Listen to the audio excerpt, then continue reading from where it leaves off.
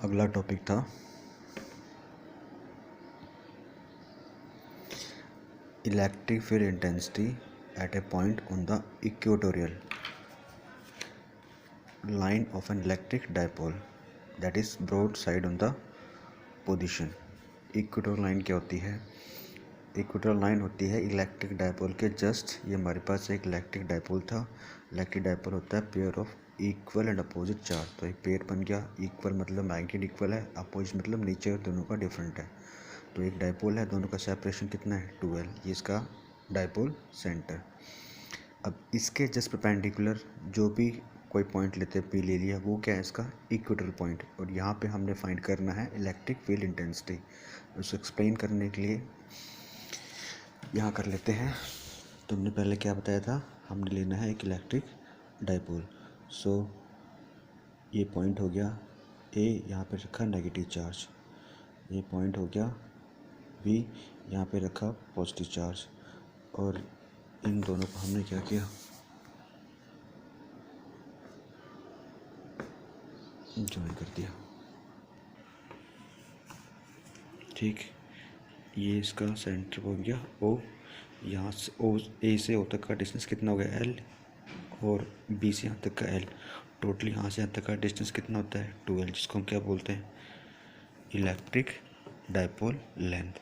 उसकी डायरेक्शन कहाँ होती है from negative charge to positive charge, मतलब इस डायरेक्शन में। अब हमने लेना है इसके इक्वेटोरियल पॉइंट पे। तो इसके जो डायपोल लेंथ है, इलेक्ट्रिक डायपोल है, इसके जस्ट परपेंडिकुलर ये हमने कोई पॉइंट ले लिया पी। और इलेक्ट्रिक फाइंड करने के लिए यहाँ पे हमने एक टेस्ट चार्ज प्लेस कर दिया क्यू नोट, और इसका यहाँ से यहाँ तक का डिस्टेंस हमने मान लिया आर। और पॉइंट ए से इसका डिस्टेंस हम लेके चलते हैं, वो कितना है एक्स है, केस मान लिया।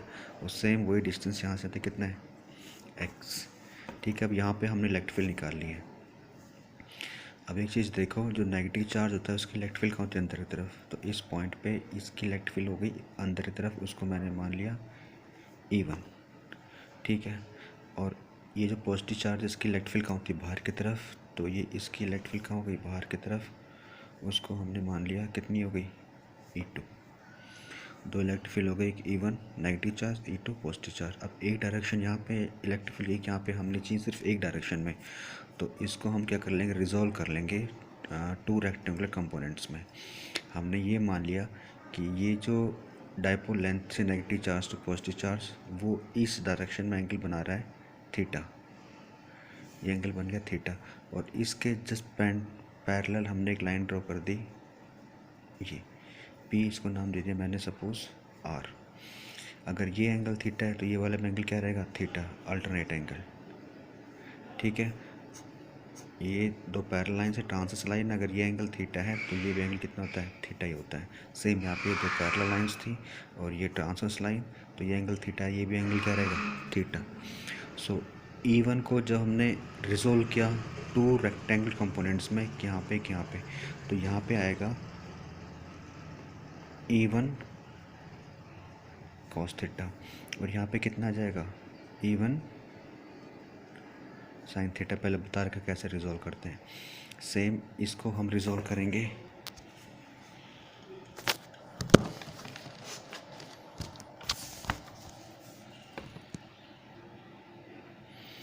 तो इसको E2 को रिजॉल्व किया, ये हमने यहाँ ज्वाइन किया, एक इसके अलॉन्ग रिजॉल्व करेंगे, एक इसके अलॉन्ग रिजॉल्व करेंगे।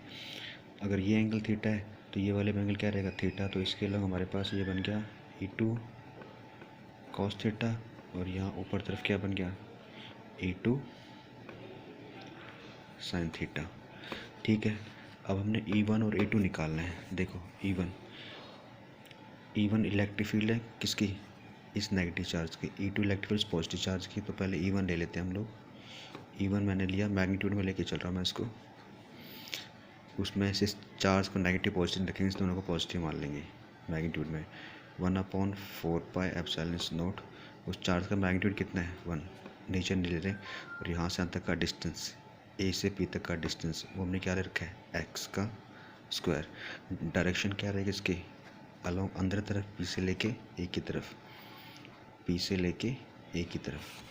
ठीक है, अब ये एक्स स्क्वायर निकालना, चलो इसको बाद में निकाल लेंगे। सेम यहाँ पे इसकी इलेक्ट्रिक फील्ड निकालेंगे E2, जो पॉजिटिव चार्ज की थी 1/4πε0। चार्ज का मैग्नीट्यूड कितना है q, और यहाँ से यहाँ तक का डिस्टेंस कितना है x। सेम यहाँ पे x का स्क्वायर। अलॉन्ग डायरेक्शन ये बाहर की तरफ जा रहा है, मतलब b से लेके p की तरफ जा रहा है, बाहर की तरफ b से लेके p की तरफ।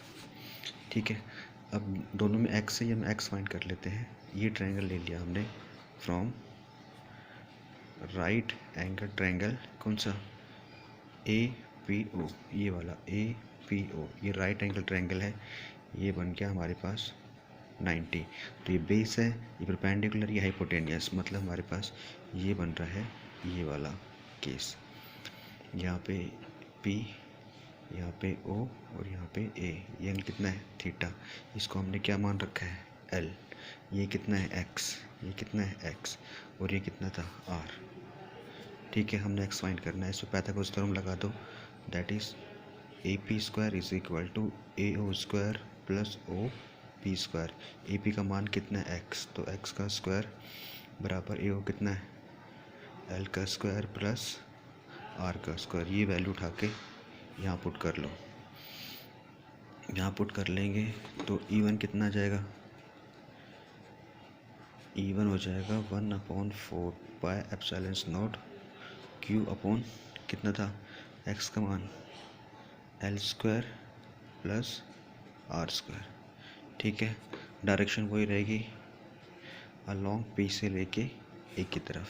सिमिलरली E2 निकाला 1/4πε0 Q upon L² plus R²,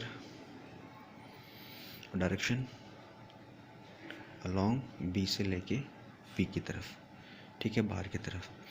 अब यहाँ देखो, ये E1 E2 लगभग सेम आ रहा है। मैग्नीट्यूड लेके चलते हैं तो E1 बराबर कितना है E2। अगर E1 बराबर E2 है तो यहाँ पे E1 और E2 बराबर है, साइन एंगल भी सेम है, तो ये हमारे पास E1 साइन थीटा और E2 साइन थीटा आपस में क्या जो कैंसिल हो जाएंगे, क्योंकि दोनों का मैग्नीट्यूड एक है और डायरेक्शन क्या है बिल्कुल सेम है, और दोनों एक दूसरे के एंटी पैरेलल, बिल्कुल जस्ट अपोजिट डायरेक्शन में है। तो ये दोनों क्या हो जाएंगे आपस में कैंसिल। दैट इज़ ये E1 साइन थीटा और ये हमारे पास कितना E2 साइन थीटा, ये और ये आपस में कैंसिल हो जाएंगे, क्योंकि E1 और E2 का मान सेम है और दोनों की डायरेक्शन कितनी है डिफरेंट है। ये तो यहाँ पे ये नीचे की तरफ आ रहा है, ये ऊपर की तरफ, आपस क्या हो कैंसिल। अब इन दोनों की डायरेक्शन क्या है सेम है।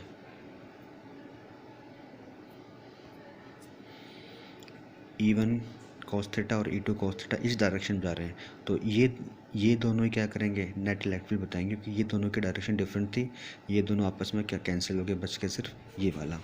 सो जो नेट इलेक्ट्रिक फील्ड है वो ये वाली, मतलब एक हमारे पास E1 cos थीटा है और कितना है E2 cos थीटा, इन दोनों का सम है।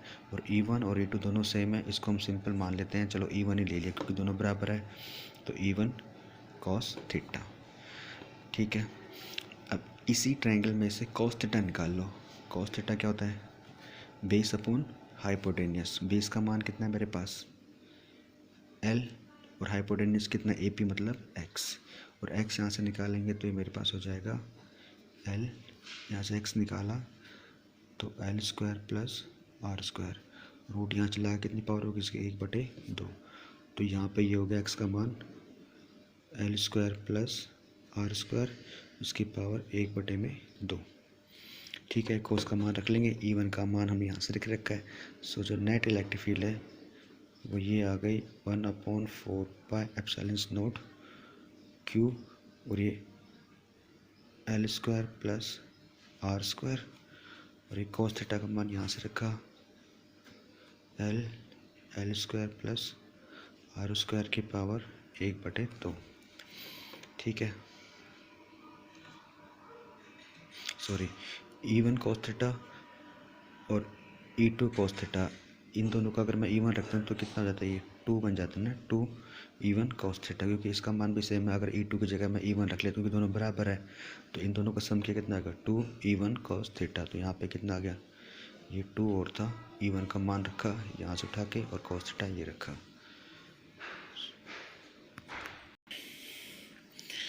सो 2E1 cos थीटा, E1 का मान यहाँ से रख लिया था और 2 ये था, E1 का मान ये रहा मेरे पास और cos थीटा का मान ये रहा। सो Q ये और 2 इंटू 2L और अपॉन में 4 पाई एप्सिलॉन नॉट, और ये कितना था L square plus R square into L square plus R square in power 1/1/2। इन जब को जोड़ेंगे कितना जगह 3/2, तो मतलब 3/2। ये इलेक्ट्रिक फील्ड आ गई। ठीक है, अब यहाँ पे हमें पता है कि जो इलेक्ट्रिक डायपोल मोमेंट होता है वो P बराबर कितना होता है Q इंटू 2L। तो Q इंटू 2L के बराबर जगह हम क्या ले सकते हैं, ये P electric dipole moment. So electric field जो रहेगी वो कितनी हो गई 1/4 पाई एप्सिलॉन नॉट, और ये P और ये कितना L square plus R square की पावर 3/2। ये आ गई इलेक्ट्रिक फील्ड। अब बात आती है electric field scalar quantity vector quantity, इसकी डायरेक्शन भी है। अब देखो इन दोनों को हमने सम किया, ये डायरेक्शन जा रही है इस डायरेक्शन में, तो इलेक्ट्रिक फील्ड की डायरेक्शन क्या है अलोंग P से लेके R तक, अलोंग P टू R। ठीक है, अब एक चीज़ आती है कि ये हमारे पास इलेक्ट्रिक फील्ड थी, हमारे पास जो डायपोल मोमेंट था कहाँ था electric dipole moment negative charge से positive charge. Electric dipole moment कहाँ पे है इस डायरेक्शन में नेगेटिव टू पॉजिटिव, और इलेक्ट्रिक फील्ड कहाँ है यहाँ पे। तो ये दोनों क्या है अपोजिट डायरेक्शन में, इलेक्ट्रिक फील्ड यहाँ पे है, इलेक्ट्रिक डायपोल मोमेंट क्या है इस डायरेक्शन में है। ठीक है, यहाँ तक ये क्लियर हो गया। अब इसका स्पेशल केस करते हैं।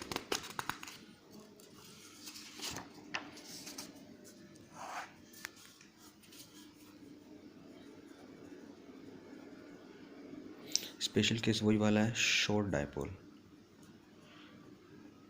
शॉर्ट डायपोल होता है जिसकी डायपोल लेंथ काफ़ी कम हो L, और जो हम पॉइंट लेके चल रहे हैं, जो डिस्टेंस हमने लेके चला है, जैसे यहाँ पे मतलब इसकी जो डायपोल लेंथ हो ये वाली कम हो और डिस्टेंस क्या रहे ज़्यादा, तो ये नेगलेक्ट हो जाएगा। इसको हम रखेंगे दैट इज़ जो L है वो काफ़ी कम रहेगा, R क्या रहेगा काफ़ी ज़्यादा।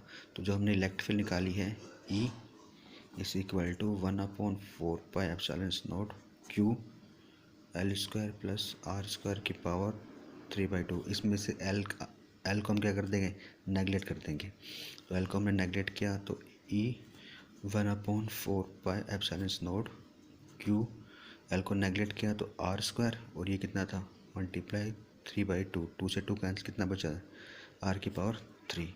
सो 1/Q नहीं है सॉरी P है यहाँ पे P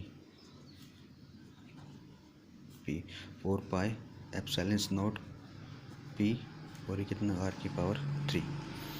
ठीक है, ये तो हमारे पास था इक्वेटर लाइन पे, और हमने कुछ देर पहले या पिछले वीडियो में किया था एक्सेल लाइन पे कितना था 1/4 पाई एप्सिलॉन नॉट 2P/R³। ये था एक्सेल पॉइंट पे। अगर इन दोनों को हम लोग में रिलेशन निकालते हैं, मतलब डिवाइड करके देख लो क्या रिलेशन निकल दोनों में। एक्सेल को हमने डिवाइड कर दिया इक्वेटोरियल से, तो हमारे पास ये आ जाएगा ये 1/4 पाई एप्सिलॉन नॉट और ये 2P/R³, और ये था। तो मतलब जब डिवाइड करेंगे ये 4 पाई एप्सिलॉन नॉट ऊपर चला गया, और ये इंटू R³ नीचे कितना जाएगा P, ये से कट गया, ये से कट गया, ये से कट गया, कितना बचा सिंपल 2। मतलब जो एक्सेल और जो इक्वेटोरियल है वो कितना 2, इसको यहाँ मल्टीप्लाई करो तो ए एक्सेल बराबर कितना आएगा 2 इक्वेटोरियल। मतलब एक्सेल पॉइंट पे जो भी इलेक्ट्रिक फील्ड होती है वो दुगनी होती है जो भी उसके इक्वेटोरियल पॉइंट पे होती है। मतलब यहाँ जितनी ये डिस्टेंस आर ये और ये डिस्टेंस सेम है यहाँ पे, अगर यहाँ पे जितनी इलेक्ट्रिक फील्ड हम निकालेंगे वो यहाँ पे जो निकाली है उसकी क्या रहेगी डबल रहेगी। ये था electric field at the Excel point. ये भी एग्ज़ाम पॉइंट ऑफ व्यू से इम्पोर्टेंट है, आ सकता है।